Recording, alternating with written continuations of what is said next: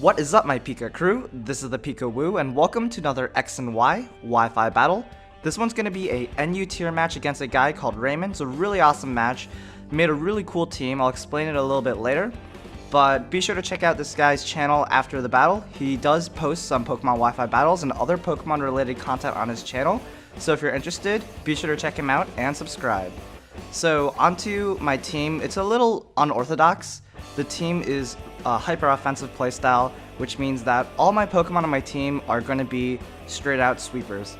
So 4 of my Pokemon are choiced. That includes my Mismagius, my Seismitoad, my Rapidash, and my Buffalont.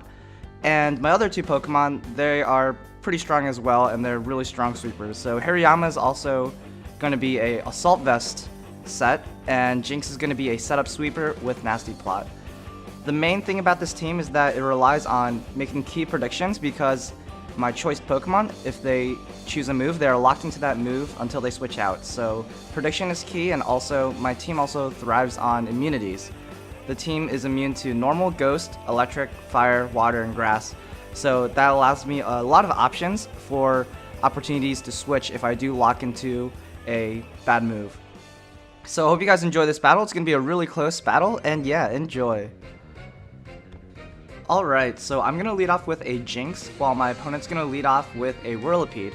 I was actually anticipating him to lead off with either the Whirlipede or the Regirock, because they're standard leads that set up entry hazards. And I can take care of both of these potential leads because I can put them asleep with my lovely Kiss move. So he does end up leading off with the Whirlipede. I'm actually going to predict him to go for the Protect, so I'm just going to get a free substitute up. But he actually switches into another Pokemon, and he brings in Spiritomb. And the way that he brings it in, it makes me think that he is a Sleep Talk Calm mindset, and he might have wanted to bring it in as sleep fodder. So this is actually pretty good, because I can still continue to put it asleep and set up my nasty plots, and I will still be able to win in this matchup in this certain scenario. But the problem is he actually isn't a Calm Mind Sleep Talk set. As you can see, he actually carries the Shadow Sneak.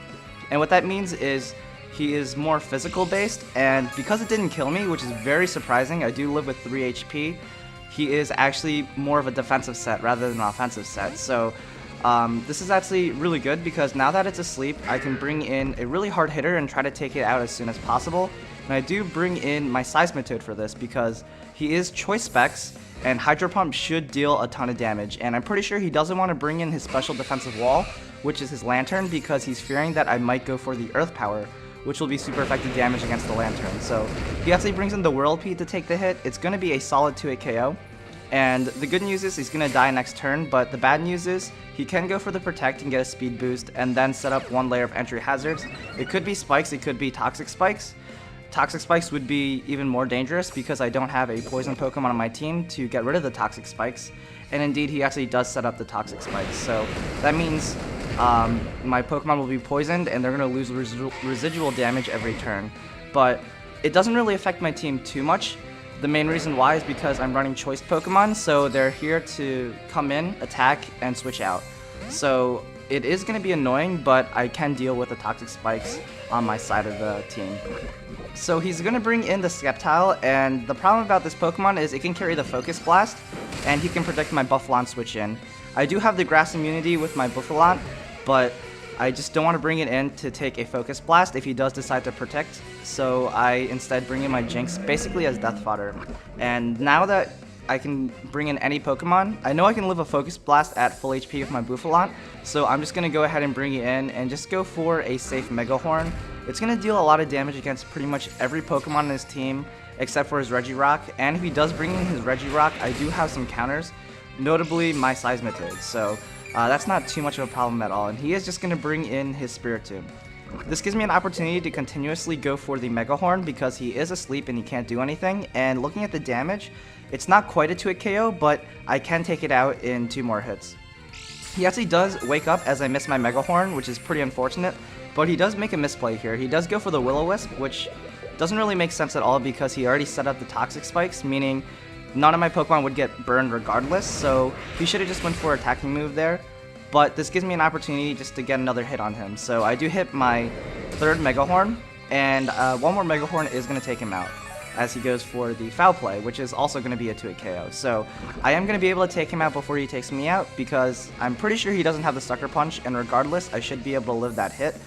And yeah, so he actually decides to switch out instead of losing his Spiritomb, and he brings in Rapidash, which is pretty nice because Rapidash is an offensive sweeper that has paper-thin defenses, so despite Mega Horn being resisted, it still does a good 40% against the Rapidash, and getting this damage is really important because weakening every Pokemon on my opponent's team could provide, it could be very beneficial because I do have Mismagius, which is Choice Scarfed, and it could clean up with Shadow Ball against the rest of my opponent's team. So that's what I actually plan on doing. I bring in my Mismagius here, and I am just going to Revenge Kill and take down his Rapidash.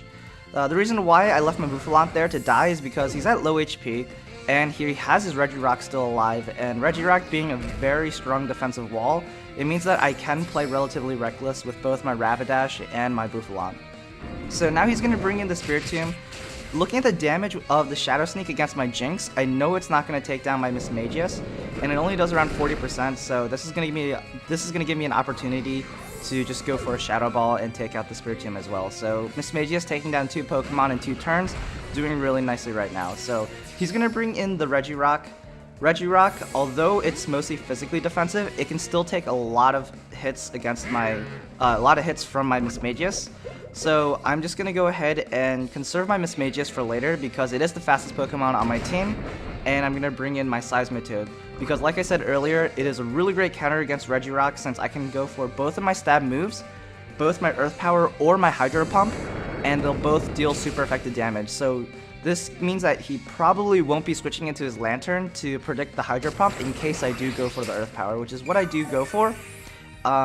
It is going to be a 2-hit KO, so had I gone for the Hydro Pump, it would have taken him out clean one shot, but I really didn't want to risk missing since I connected 2 Hydro Pumps earlier.